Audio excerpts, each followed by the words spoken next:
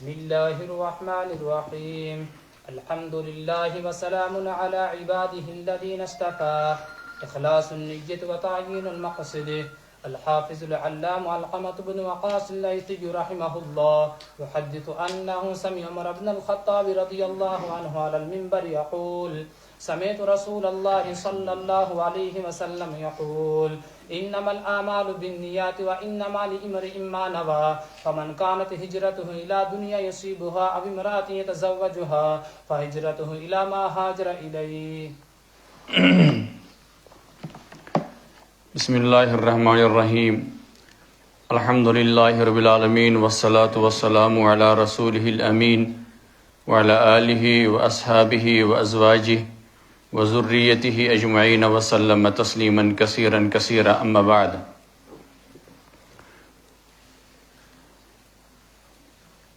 حضرت قاری محمد حسین دانی صاحب و دیگر اساتذہ کرام، علماء کرام، عزیز طلبہ، اس وقت جو حکم ہوا مشکات الآثار اس کتاب کی افتتاح کا،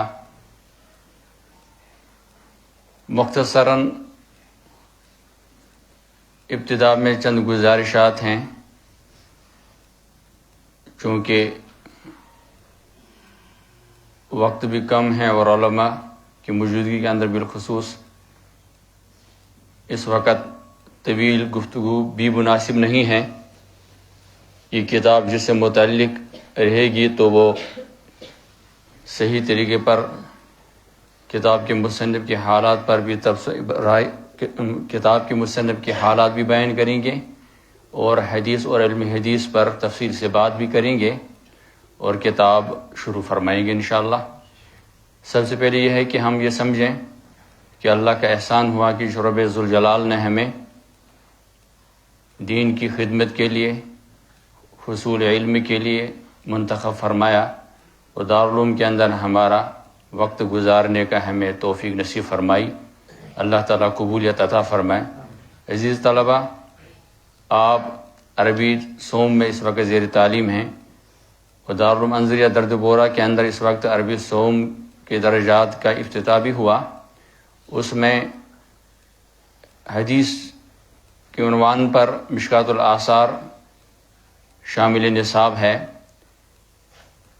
لہٰذا انہوں نے مناسب سمجھا اسی کی افتتاح آج اس مجلس میں ہو جائے. حدیث وہ بڑی نعمت ہے جس کا ہم اندازہ اپنے گمان اور سوچ کے اعتبار سے نہیں کر سکتے ہیں، کیونکہ اس کی نسبت جناب رسول اکرم صلی اللہ علیہ وسلم کے قول، آپ علیہ الصلاۃ والسلام کے فعل اور آپ علیہ الصلاۃ والسلام کے عمل، بالخصوص صحابہ کی موجودگی کے اندر ہر وہ عمل جو صحابہ نے انجام دی اور حضور علیہ السلام خاموش رہے، نسبت ان اعمال کی طرف ہیں، افعال کی طرف ہیں، اقوال کی طرف ہیں، آثار کی طرف ہیں. تو علم حدیث کے لیے اللہ تعالیٰ نے ہمیں قبول فرمایا، اس لیے ارادہ کر لیں کہ اللہ تعالیٰ پورا درس نظامی پڑھنے کی توفیق اللہ تعالیٰ ہمیں نصیب فرمائیں. سیاہ ستہ پڑھنا بھی ہمیں اللہ تعالیٰ نصیب فرمائیں. اس کتاب کے مصنف کے احوال بیان ہوں گے انشاءاللہ، اپنے استاد کریں گے، اور حدیث کی تعریف اور علم حدیث کی تعریف جو الگ الگ ہے وہ بھی استاد صاحب ضرور بیان فرمائیں گے. اس وقت میں مقصد یہ گزارش کروں کہ حدیث کے دو جز ہوا کرتے ہیں، ایک حدیث کا متن ہے اور ایک حدیث کی سند.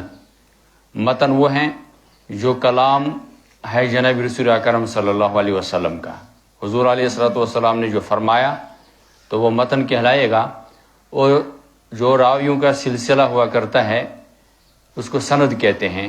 سند اور متن پر بحث کا ابھی اس وقت اس عربی سوم میں نہیں ہوا کرتا ہے، تو اس کے لیے یقیناً عربی پنجم کے بعد ہی متن اور سند پر تفصیل سے بحث ہوتی ہے.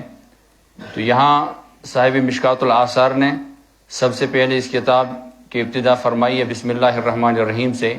اللہ کے نام سے ہر بہتر کام کا آغاز ہونا چاہیے، اس میں برکت بھی ہے اور وہ کام تکمیل کو بھی پہنچتا ہے. اللہ تعالیٰ تکمیل تک پہنچائے بھی. الحمدللہ وسلام علی عبادہ الذین اصطفیٰ. تمام تعریف اس اللہ کے لیے اور سلامتی ہو اللہ کے ان بندوں پر جن کو اللہ تعالیٰ نے منتخب فرمایا۔ یہاں مراد ہے جناب رسول اکرم صلی اللہ علیہ وسلم۔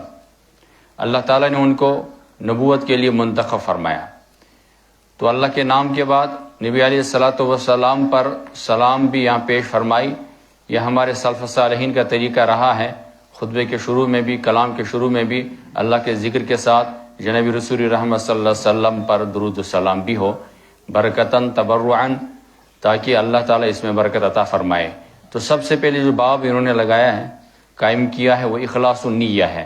اخلاص النیت و تعین المقصد، نیت کے اندر اخلاص ہو، خلوص ہو، للہیت ہو، اور مقصد بھی متعین ہونا چاہیے انسان کا۔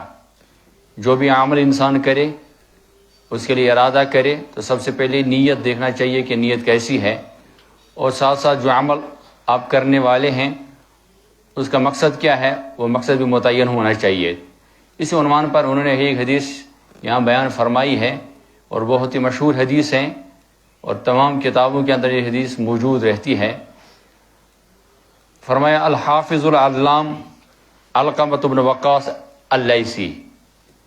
حافظ سے مراد یہاں حافظ حدیث، العلام جو علوم حدیث کا مکمل جاننے والے ہیں، علقمہ بن وقاص اللیثی رحمہ اللہ، یہ تابعی ہے، بہت بڑے محدث گزرے ہیں۔ یحدث، یہ بیان فرماتے ہیں، انہ سمع، کہ انہوں نے سنا، عمر بن الخطاب رضی اللہ تعالی عنہ، عمر بن خطاب رضی اللہ تعالی عنہ سے۔ عمر بن خطاب نبی علیہ الصلوۃ والسلام کے بعد جو خلیفہ ثانی رہے ہیں۔ علی المنبر یقول، وہ ممبر پر تشریف فرما تھے، یقول، اور انہوں نے فرمایا، کیا فرما رہے تھے ممبر پر؟ سمعت رسول اللہ صلی اللہ علیہ وسلم یقول، میں نے سنا، یعنی عمر بن خطاب فرماتے میں نے سنا رسول اللہ صلی اللہ علیہ وسلم سے، یقول، وہ فرما رہے تھے، انما الاعمال بالنیات، جز نیست کی اعمال کا دار و مدار نیتوں پر ہے۔ یہ طویل حدیث ہے، یا بہت مختصر انہوں نے بیان فرمائی ہے، کیونکہ مختصر کتاب بھی ہے۔ اعمال کا دار و مدار نیتوں پر ہے، یعنی اعمال جو بھی انسان کرے اس پر اجر و ثواب کا مدار ہوتا ہے نیتوں پر۔ اگر نیت درست ہے تو اجر و ثواب ملے گا، اگر نیت فاسد ہے تو کوئی اجر و ثواب نہیں ملے گا۔ اب نیت سے مراد کیا ہے؟ نیت سے ہی مراد ہے دل سے ارادہ کرنا، جو میں کام کر رہا ہوں کہ اس کے اندر مجھے اللہ کی رضا مقصود ہے یا دنیاوی اعتبار سے دکھاوا۔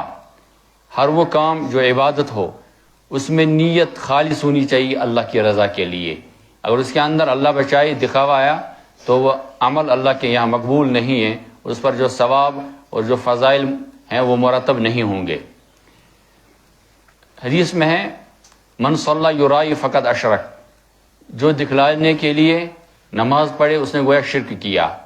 تو دکھلانا، اس کا انحصار نیتوں پر ہے، وہ نیت کے اندر دکھلاوا پایا جاتا ہے۔ بظاہر تو دکھلاوا نہیں پایا جاتا، لیکن نیت خراب ہے، دوسروں کو دکھلانے کے لیے ہے، تو اس نے گویا شرک کیا۔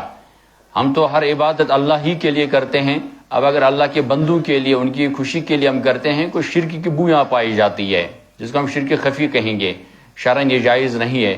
انسان کو چاہیے کہ جو بھی عبادت کرے وہ اللہ ہی کی رضا کے لیے کرے، جناب رسول رحمت صلی اللہ علیہ وسلم کی رضا کے لیے کرے، اپنی آخرت کی بہتری اور سکھ روئی کے لیے کرے۔ اس کے اندر دنیا مقصد نہ ہو، دنیا طلبی مقصد نہ ہو، نمود اور دنیا کے اندر دکھلاوا بھی مقصد نہ ہو۔